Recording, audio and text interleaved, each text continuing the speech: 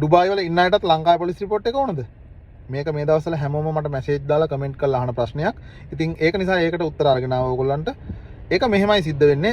ඔයාලා අලුත් කම්පැනි එකකට ජොයින් වෙලා සමහර විට ඔයාලා ඩුබායි වල අවුරුදු 4ක් 5ක් හෝ ඊට වැඩි කාලයක් හිටපු කෙනෙක් වෙන්න පුළුවන්.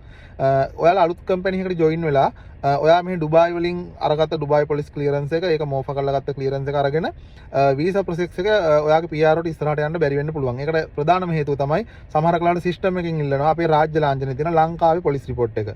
ඉතින් මේක ගන්න හැටි මම ඔයගොල්ලන්ට කලිනුත් පැහැදිලි කළා. ඕගොල්ලෝ ඉස්සෙල්ලා වගේ ගමේ පොලිසියෙන් අරගත්ත පොලිස් රිපෝට් එක ඒක හරියන්නේ නැහැ. ඕගොල්ලෝ ශ්‍රී ලංකා පොලිස් වෙබ්සයිට් එකෙන් හරි එහෙම නැත්නම් පොලිස් මූලස්ථානයෙන් ඇප්ලයි කරපු පොලිස් රිපෝට් එක වෙන්න ඕන. මේක ඕගොල්ලෝ අරන් ගිහිල්ලා ලංකාවේ ෆොරින් ඇෆෙයාර් මිනිස්ට්‍රි ඇටෙස් කරලා ඊට පස්සේ VSF ග්ලෝබල් අරගෙන ගිහිල්ලා ඩුබායි වලට ඇටෙස් කරලා ඉදිරිපත් කරන්න ඕන ඔයාගේ කම්පැනියට.